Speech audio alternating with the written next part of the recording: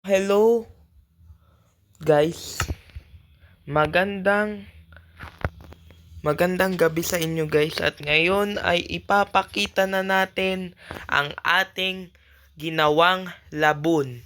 So ginawa nga po pala natin siya ng 2 to 3 months. So medyo malaki tong labon na to guys. So based to dun sa nakita ko sa YouTube, salamat dun. Salamat dun. Respeto dun. So, ito nga pala si Labun.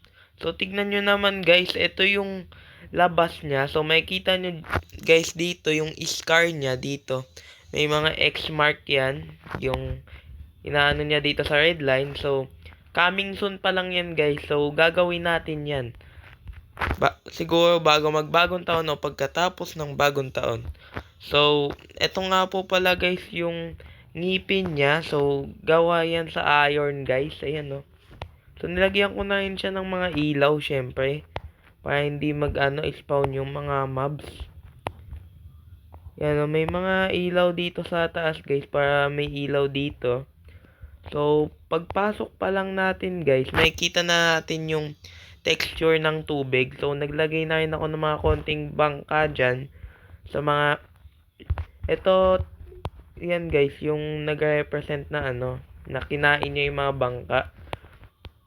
So, ito nga po pala yung niya, yung mata niya dito sa loob. Yung mata niya dito, tsaka dalawang mata niya dito, nagawa sa iron. So, ito nga po pala yung bahay na may tranquilizer, no? So, gawin muna natin siya ng sandali.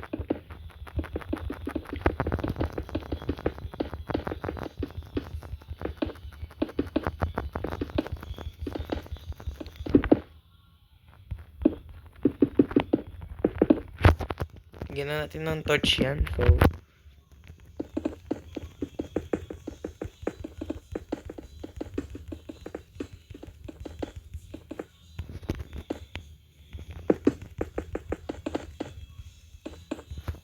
So, eto nga po pala yung tranquilizer niya. Tranquilizer. So, yung inano ni Crocus. So, sa mga hindi nakakaalam guys, may bahay si Crocus dito sa loob ni Labun. So, pagkakita nyo dito, ito nga pala guys yung acid gas, no? Na nilalagay niya dito. At may mga iskal pa akong nilagay dyan para represent nun. Sa mga hindi din nakakaalam, itong tawag dito ay ito ang Great Squid. So, ito nga po pala ang pusit dito, oo. Yung mga may hilig sa calamaris dyan, shout out. So, naglagay na rin tayo ng mga ulap dito. Tapos, mapapansin nyo dito guys, ito yung anchor ni Crocus na pinatay niya tong octopus. So, mabalik na natin. So, ito guys yung, yung upuan niya. So, tatanggal natin siya guys, no. Ito yung upuan niya guys. Pwede ka diyang umupo-upo. Ito yung upuan niya sa labas guys. So, ito na bali guys yung yung bintana niya tsaka yung pinto niya. So, based din yan guys sa anime at saka sa manga. Itong ginagawa natin. So, pagpasok natin dito guys, ay makikita na natin si Crocus na nandito lang sa loob. At naglagay na rin tayo ng mga details dito, kagaya na lang ng mga bintana tsaka din ng bubong. Tapos mga konting details lang din dito. So, naglagay na rin tayo ng ganyan. Tsaka guys, naglagay na rin tayo ng mga ulap-ulap din dito. Tsaka yung background niya. At may ibon na rin tayo dito. Yung kung saan nakita ni Yusop na may ibon ditong ginawa. So, naglagay na rin tayo ng araw dito at saka ng mga ilaw para hindi ganun pumasok ang mobs. So, mabalik naman tayo guys sa labas. So, labas tayo guys. Pagpunta natin dito, so may mga tayo dito, may mga ginawa tayo dito, mga stuff. Kagaya na lang nitong parang turbine na aircon, ewan ko. Mayroon yan guys sa manga. So, ito yung parang pinto niya. Kung saan kasi tumalsik si na Luffy, pumunta dun. sa slime na yun. So, pagpunta natin dito, ito guys yung mga cobblestone. Ang nire-represent nito parang steel. Parang yung bakal na nilakaran ni Luffy. At saka ito po guys yung mga mga ginagawa natin mga bagay dito. So, tapusin lang din pala natin to.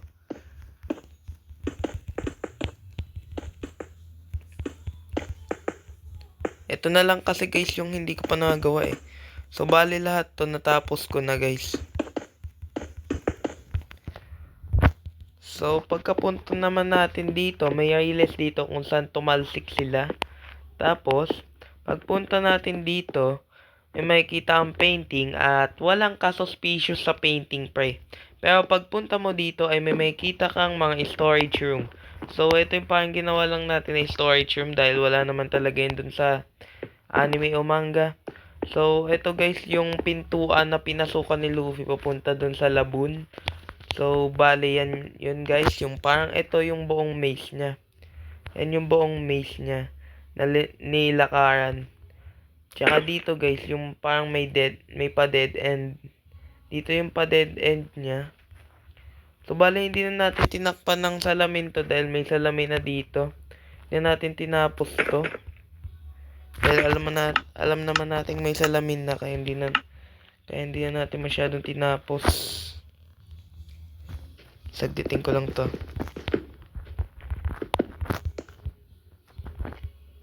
Kaya hindi na natin masyadong tinapos guys yung dahil meron na siyang salamin.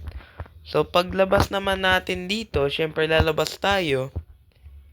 Makikita mo naman yung buong gawa ni Laboon. So, ang ganda guys ng view. Lalo na kung ikaw gumawa. Pinaghirapan ko talaga to guys ng ilang buwan. Ilang buwan bago lang magawa tong ganto kalaki.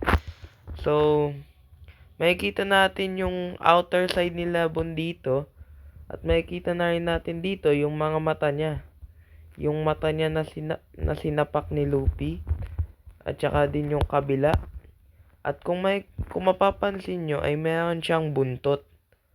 Hindi man ganun guys sa perfect yung buntot, at least nag-effort ako dito. So, ito nakadikit yan dyan. At ito yung parang buntot niya. So, kung nagustuhan nyo tong video na to, huwag kalimutang i-like, comment, subscribe, at i-hit nyo na yun yung notification bell. Yun lang, bye-bye!